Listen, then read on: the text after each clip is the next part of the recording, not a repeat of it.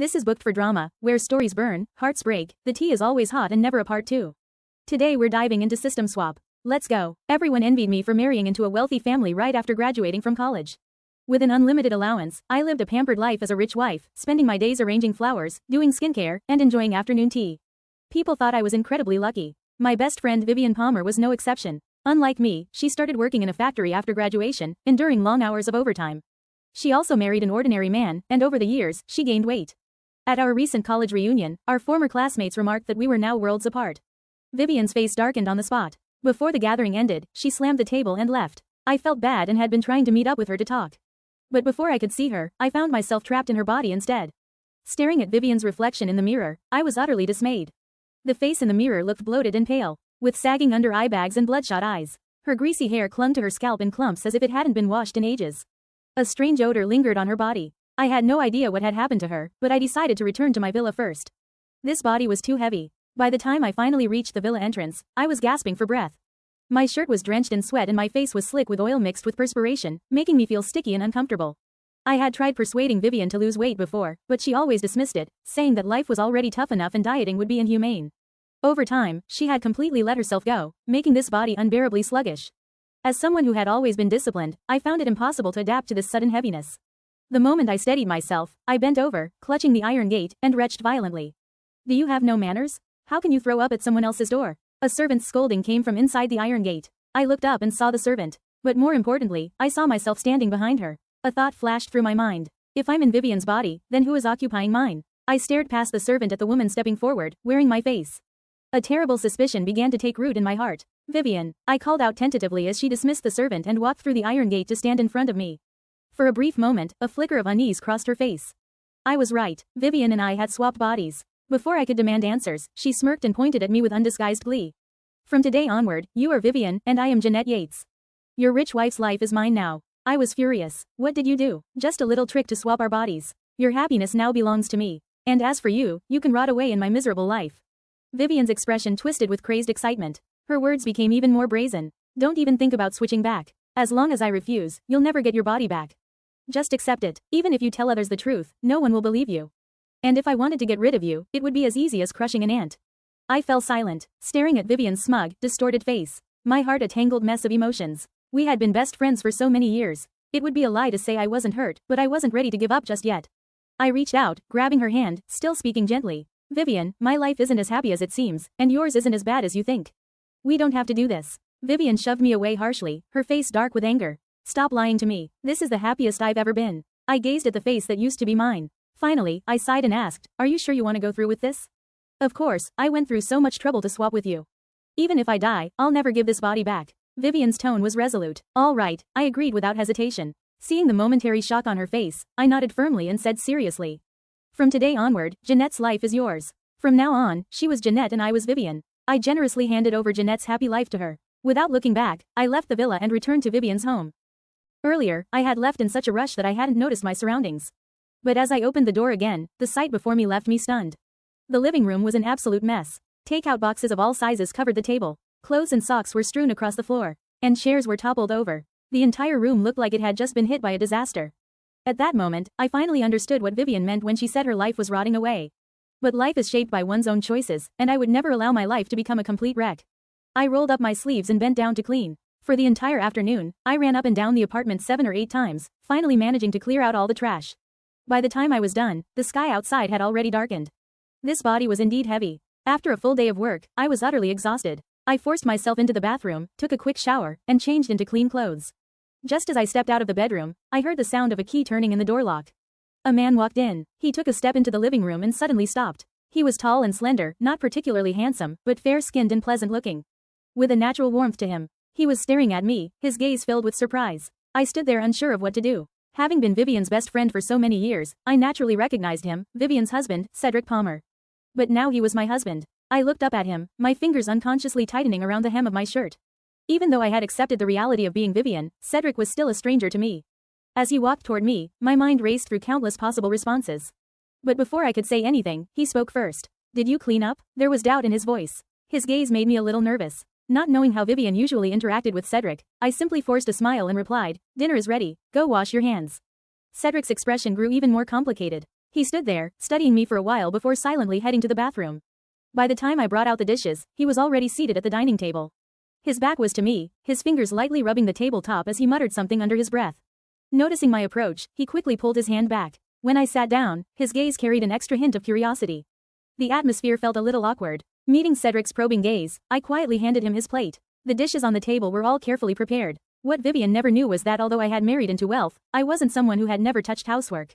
In fact, my cooking skills could rival those of a professional chef. During family banquets, I was often responsible for preparing an entire feast, working non-stop for 7 or 8 hours. I had to run back and forth between the dining hall and the kitchen. And even after the banquet ended, I had to stand by the table, serving dishes while enduring harsh critiques. Sometimes the food I had painstakingly prepared would be discarded like garbage. But I never truly hated cooking. Before I got married, I had even looked forward to a simple life of shared meals, just like this moment.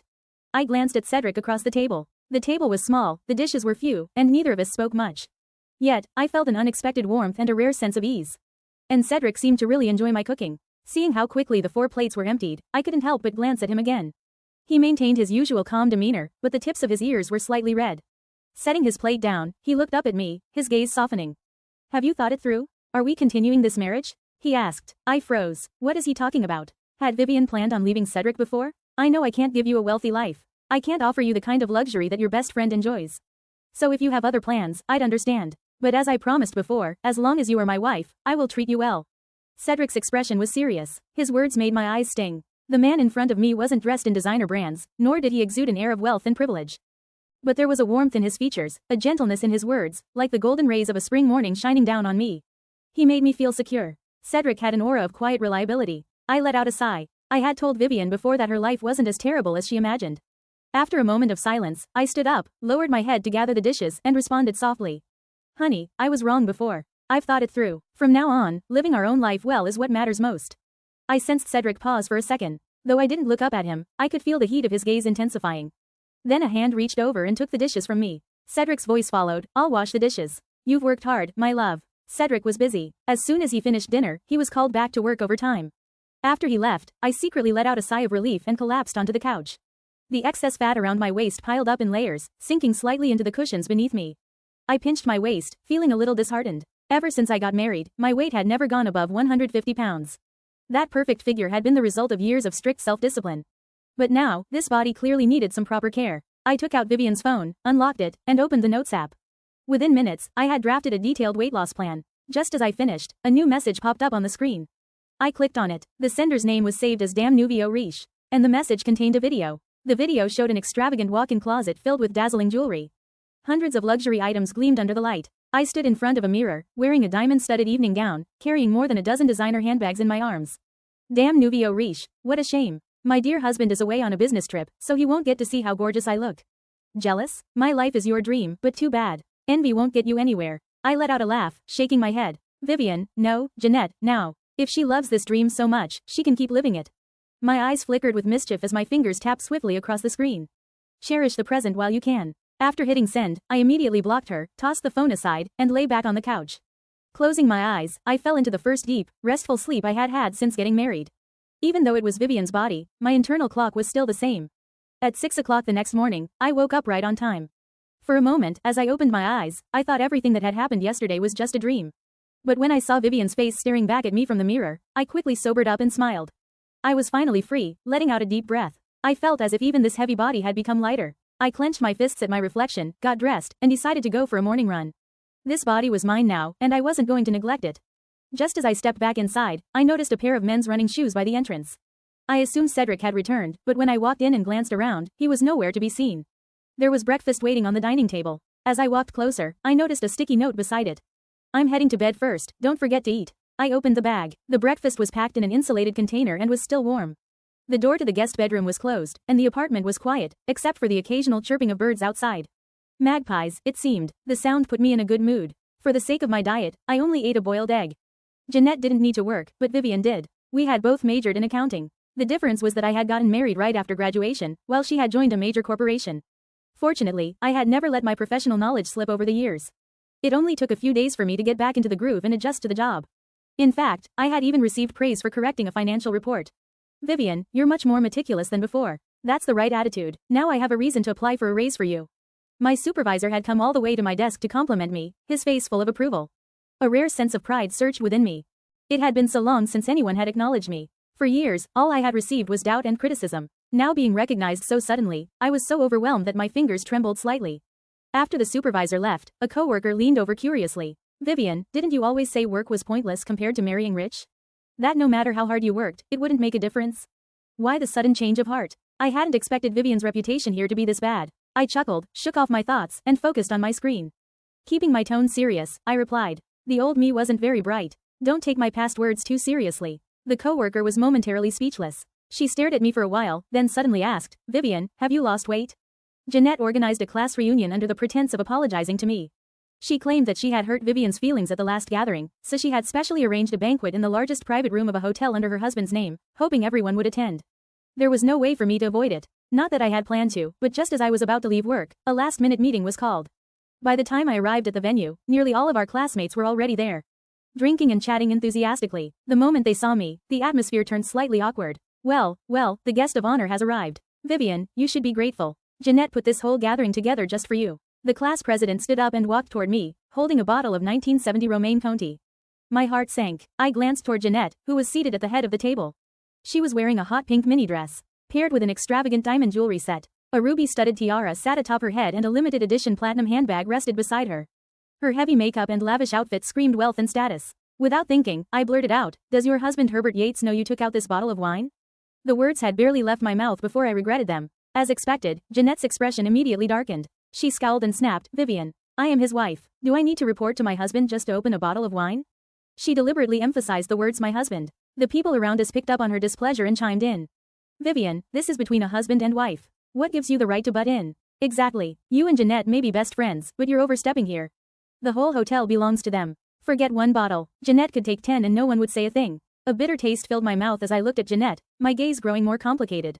She had no idea how terrifying Herbert truly was. There are still some bottles left, right? Put the unopened ones back. If Herbert finds out, it could be a huge problem. I couldn't help but warn her out of goodwill, but Jeanette saw my words as a challenge to her authority. She slammed the table and shot to her feet. Vivian, are you Herbert's wife or am I? Since when do you have the right to interfere with what's mine? You're not delusional enough to think you can take my place, are you? You'd better mind your own business. The room fell silent for a moment. Then Jeanette scoffed, crossing her arms. To think I went out of my way to organize this reunion to mend our relationship. Her words were cruel and cutting. Not a single person in the room spoke up for me. Especially not the class president, who had been drinking the most from that bottle of Romanée Conti. My words had angered him so much that he shoved me and sneered, Vivian, who do you think you are, acting like you own this place? That's right, Jeanette treats you kindly, calls you her best friend, but do you even realize the difference between you two? You're just a fat loser. You keep bringing up Herbert, but Herbert is Jeanette's husband. Are you out of your mind thinking you're his wife? It was the first time I had heard an entire room of people hurl insults at someone all at once. The usually mild-mannered class president had a vicious side after all. The classmates who had always seemed friendly could turn their words into knives. At the head of the table, Jeanette looked down at me with smug satisfaction. Her eyes flickered and suddenly, she covered her face and began sobbing. Vivian, I know you've always wanted to seduce my husband. But Vivian, he will never, ever want you. The room erupted into chaos. Some people cursed at me, others rushed to comfort Jeanette. Some grabbed my arm and demanded that I leave. Amidst the commotion, I caught a glimpse of the triumph hidden beneath Jeanette's fingers as she covered her face. I never should have come tonight. Suit yourself. I tossed out the words, stood up, and left. Under the scornful and hostile gazes of my classmates, I walked out of the private room. But before I could get far, Vivian caught up to me. We stood at the entrance of the hotel. The night wind was sharp and cold, and the thin fabric of her dress did nothing to shield her from the chill.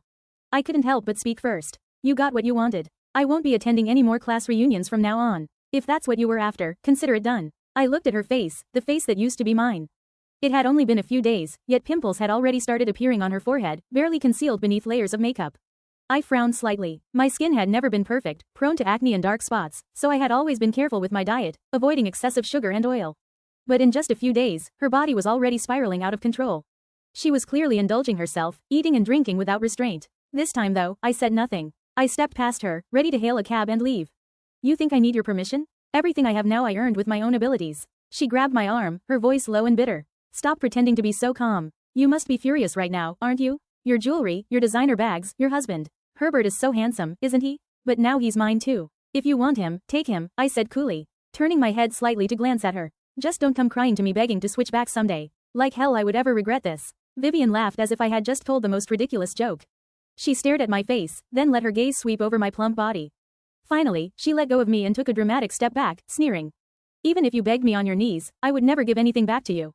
That was exactly what I had been waiting for. I smiled slightly and turned to leave. But just then, I unexpectedly saw Cedric standing at the entrance.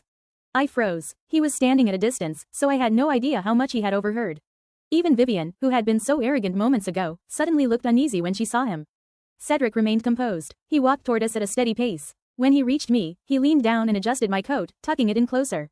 His voice was soft. You said you had a class reunion. I happened to be nearby. Is it over? I nodded. Without hesitation, he took my hand and led me away. Neither of us spared Vivian another glance. Maybe it was because of the Romane Conti that Vivian had brought out tonight, but I couldn't help thinking about the past.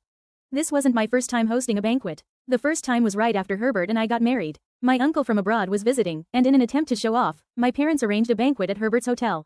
They even opened a bottle of Romaine Conti. Herbert hadn't attended that night, but later I told him about it myself.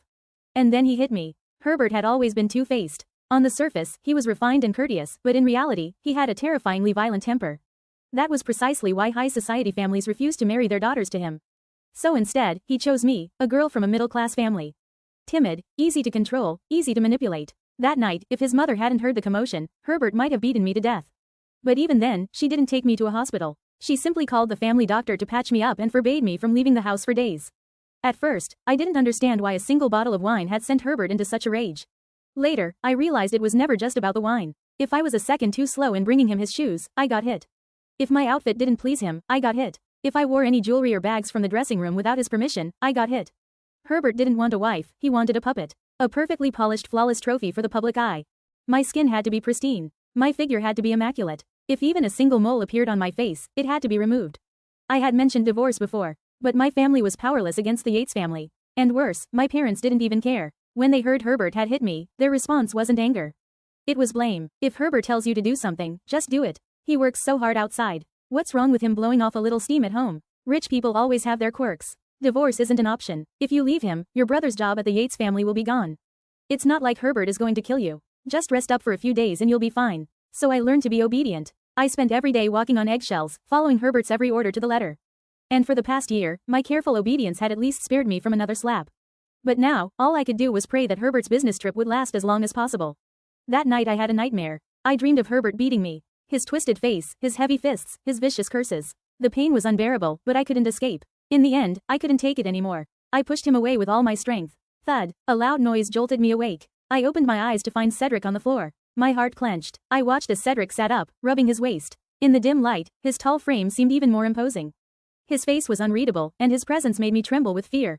As he stepped closer and reached out his hand, I instinctively curled into a ball, my voice trembling. Please, don't hit me. In the past, even the slightest accidental touch in my sleep would wake Herbert up, only for him to drag me out of bed and beat me. Are you okay? A warm hand gently cupped my face, then something cool pressed against my forehead. Cedric checked my temperature, his voice impossibly gentle. You don't have a fever, I'll get you some water. I sat there, frozen. I watched as he got up and turned to leave. Without thinking, I reached out and grabbed his sleeve. Cedric looked down at me, a flicker of confusion in his eyes. Seeing that I wasn't saying anything, he sat back down and lightly stroked my face. His fingers were cool against my skin, soothing, comforting. I stared at him blankly, suddenly feeling like everything happening at that moment was unreal, as if it were a dream. However, if this was a dream, I hoped I would never wake up. The next day was my day off. But when I woke up, Cedric was already gone. Thinking about last night, my face flushed slightly. Nothing had happened between us, yet he had held me in his arms as we slept through the second half of the night. Spending time with him, I had slowly come to see his good qualities. He wasn't romantic and never spoke sweet words. But after I cooked, he would clean the table and wash the dishes until they sparkled. He always left the house earlier than I did, yet he never forgot to take out the trash. When he didn't have to work late, he would help clean the apartment. If he had an early morning after a late shift, he would bring me breakfast. He was steady, reliable, he made me feel safe. So Vivian, do you really know what you've gotten yourself into? I thought. Just as my thoughts wandered, a loud pounding on the door snapped me back to reality. Startled, I slipped on my slippers and went to open it. The moment I did, Vivian's wailing accusations filled the air. You're going to get me killed. Vivian's injuries were lighter than I had expected. One of her eyes was bruised, 5 red finger marks streaked across her cheek, and her lips were split. She was wearing long sleeves and pants, but even without seeing underneath, I could imagine the bruises covering her body.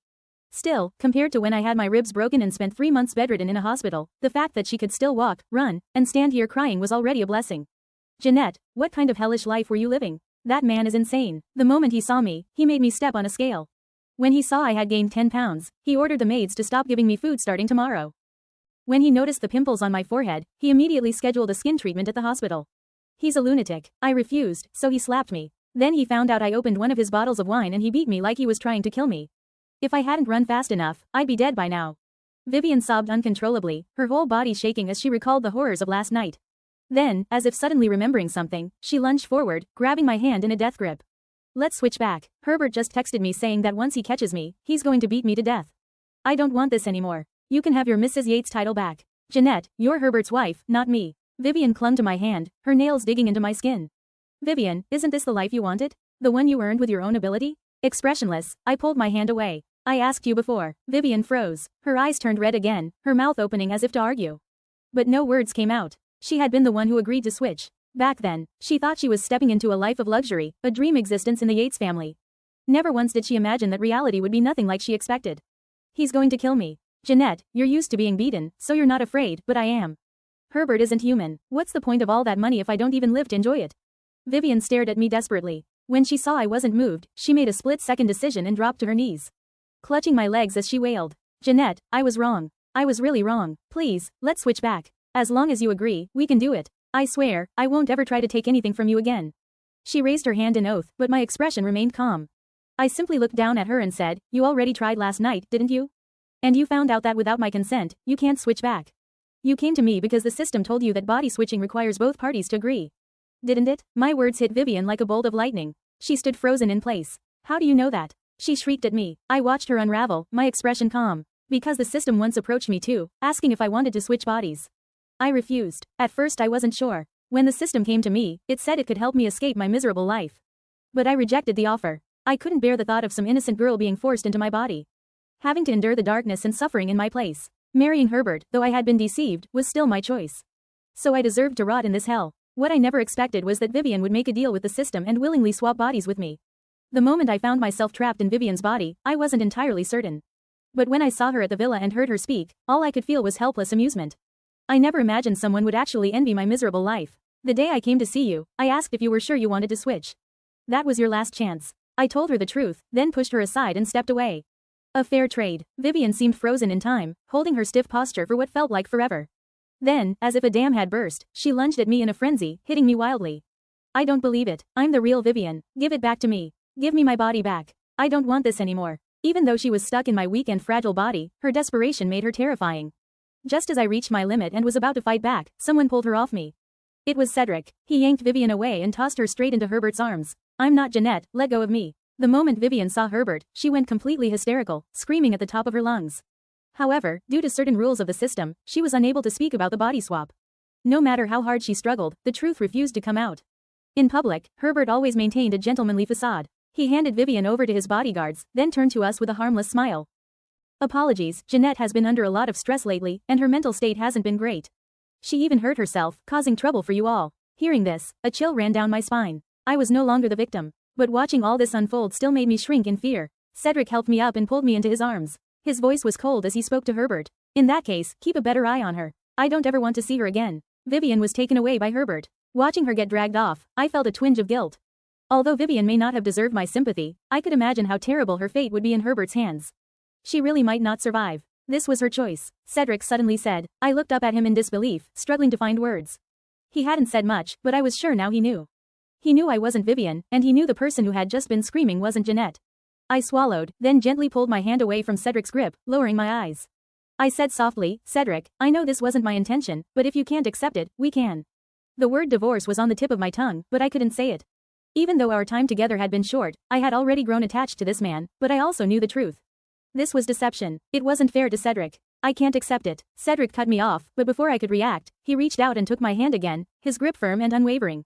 But this wasn't your intention, and it wasn't mine either. We're like two people suddenly forced together by fate, expected to accept this reality. But in truth, it's unfair to both of us. I was at a loss for words. The moment I became Vivian, I decided to live her life. But for Cedric, his wife was supposed to be Vivian, not Jeanette in Vivian's body. I looked at Cedric, reluctant sadness creeping into my heart. Still, I forced a smile. I understand, so would you be willing to let me pursue you?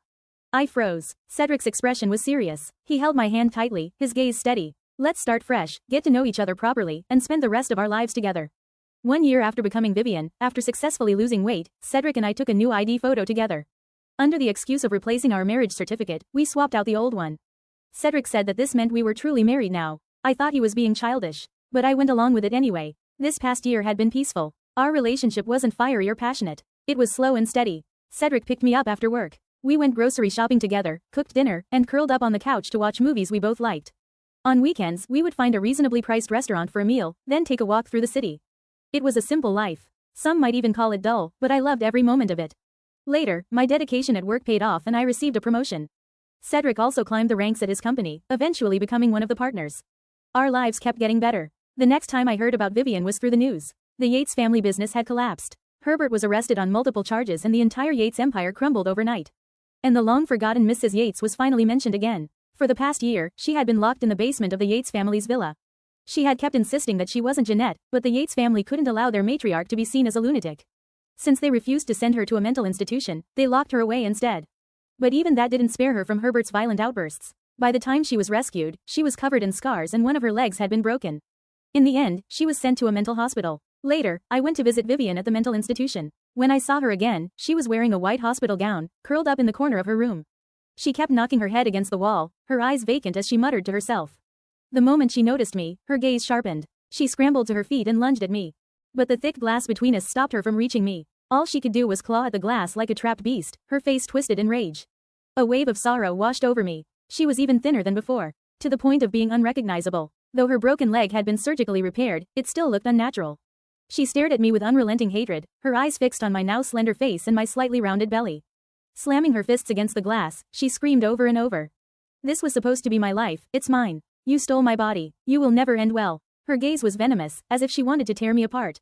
I gently placed a hand on my belly and said calmly, Vivian, you still don't understand. No one can steal another's life. The life you live is the one you choose for yourself. With that, I turned and walked away. As I stepped out into the hallway, I saw Cedric waiting for me at the exit. I walked up to him and asked, have all the fees been settled? He nodded, reached out to support me and guided me forward. Thank you, I suddenly said. He stopped in his tracks and looked at me with warmth in his eyes. I continued, thank you for gathering evidence against Herbert and rescuing Jeanette from the Yates family. Cedric was briefly stunned, then smiled softly and said, let's go home, my love. The end. And that's a wrap on today's reading here at Booked for Drama. If you felt anything, rage, swoon, secondhand heartbreak, let me know in the comments. Don't forget to like, subscribe, and share with your fellow drama lovers. If you have any requests, drop them in the comments. Until next time, keep reading, and keep the drama on the page.